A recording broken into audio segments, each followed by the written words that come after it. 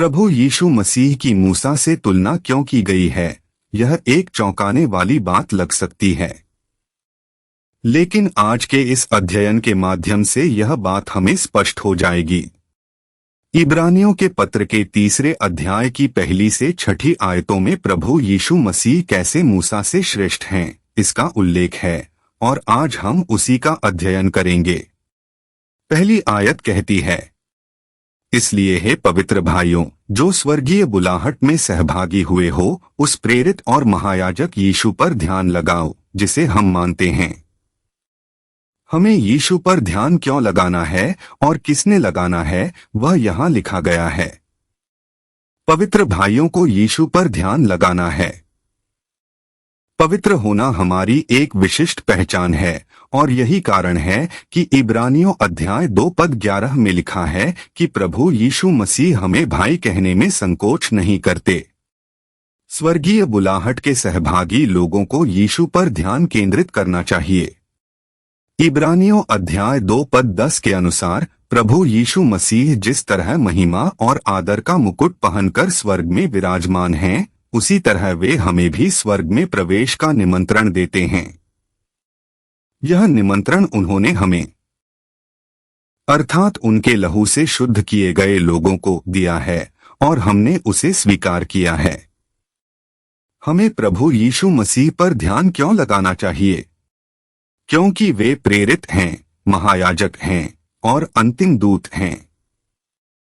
प्रेरित का अर्थ है भेजा गया व्यक्ति, जिसे परमेश्वर द्वारा किसी विशेष संदेश या कार्य के लिए भेजा गया हो, उसे प्रेरित कहा जाता है। यहाँ प्रभु यीशु मसीह को पृथ्वी पर एक विशेष कार्य और उद्देश्य के लिए भेजा गया था, मनुष्य जाति का उद्धार करना, और उन्होंने अपने बलिदान के द्वारा उस उद्देश्य को सफलतापूर्वक पूरा किया। एक प्रेरित के रूप में उन्होंने परमेश्वर की योजना को पूरी तरह सिद्ध किया। इसीलिए हमें प्रभु यीशु मसीह पर ध्यान लगाना चाहिए। प्रभु यीशु मसीह पर महायाजक के रूप में ध्यान केंद्रित करना चाहिए। जिस प्रकार याजक लोगों के पापों के लिए बलि चढ़ाते हैं, उसी तरह प्रभु यीशु मसीह ने संपूर्ण मानव जाति के पापों को दूर करने के लिए स्वयं को बलि स्वरूप अर्पित किया, और इस प्रकार वे एक महायाजक के रूप में सामने आते हैं। इस विषय का विस्तार से अध्ययन हम इब्रानियों की पत्री के 4 से लेकर 7वें अध्याय तक में करेंगे। वे अंतिम दूत, राजदूत हैं। इब्रानियों अध्याय 1:1 और 2 के अनुसार यह अंतिम समय है, अब कोई नया दूत आने वाला नहीं है। हालांकि यहूदी लोग आज भी यीशु मसीह को मसीहा नहीं मानते और भविष्य में मसीहा के आने की प्रतीक्षा कर रहे हैं, लेकिन यहाँ पर स्पष्ट लिखा है कि यह अंतिम समय है और अब कोई दूत नहीं आएगा। इब्रानियों अध्याय 3:2 से 6 तक प्रभु यीशु मसीह को मूसा से श्रेष्ठ दर्शाया गया है। यहाँ लेखक प्रभु यीशु मसीह की मूसा से तुलना करते हैं, लेकिन इसका उद्देश्य मूसा को नीचा दिखाना नहीं है, न ही यह बताना कि मूसा का कोई महत्व नहीं है। यहूदी लोग मूसा को ईश्वर के समान दर्जा देते हैं। वे उसे एक भविष्यवक्ता और परमेश्वर के सेवक के रूप में मानते हैं और इसीलिए उसे आदर मिलना भी चाहिए। लेकिन मूसा एक सेवक था और सेवक को सेवक के रूप में आदर मिलना चाहिए, उसे ईश्वर का स्थान नहीं दिया जा सकता। इसलिए यहाँ लेखक तुलना के माध्यम से यह समझाना चाहते हैं कि तुम उस प्रभु यीशु मसीह को मानो जो वास्तव में श्रेष्ठ हैं और जिन पर विश्वास करना जरूरी है। यहाँ हम देखें तो मूसा भी परमेश्वर द्वारा महिमामय किया गया था।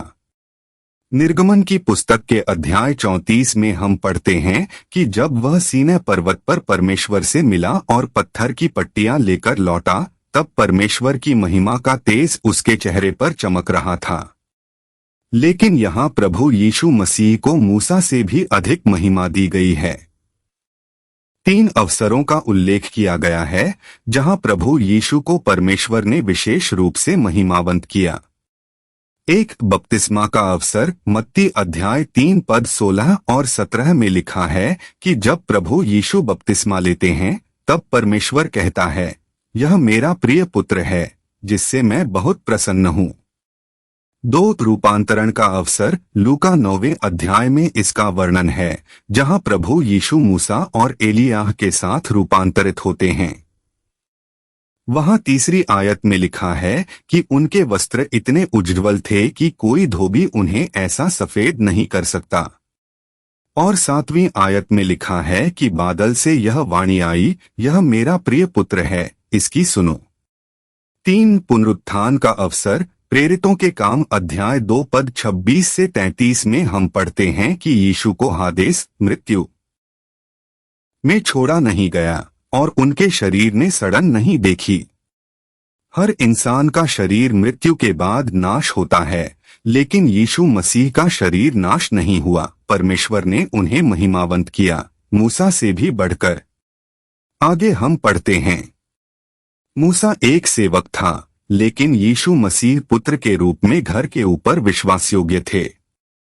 इब्रानियों अध्याय 3 पद 2 के अनुसार मूसा घर का सेवक था, पर मसीह उस घर को बनाने वाले हैं।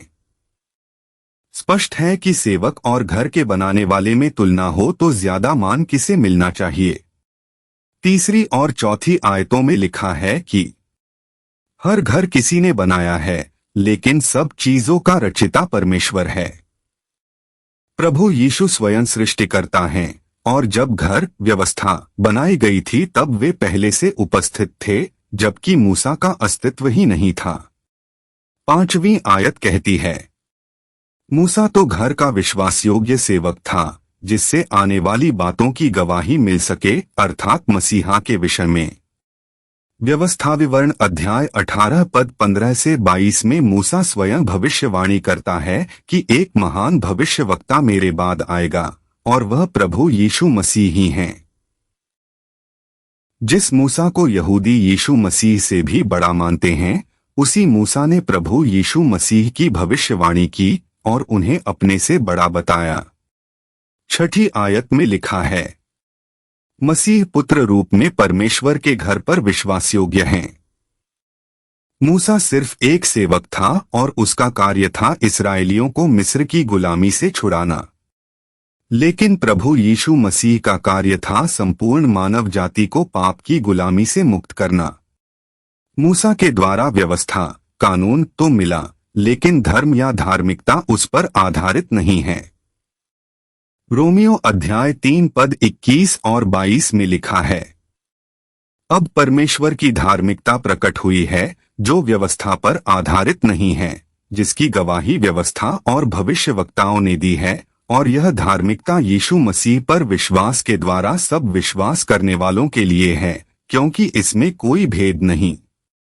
इसलिए प्रभु यीशु मसीह पुत्र रूप में परमेश्वर के घर पर विश्वासयोग्य हैं, उनसे श्रेष्ठ कोई नहीं। यहाँ किस घर की बात की जा रही है? यह उस घर की बात है जहाँ परमेश्वर के लोग रहते हैं। पतरस की पहली पत्री अध्याय 2 पद 4 और 5 के अनुसार वह आत्मिक घर है।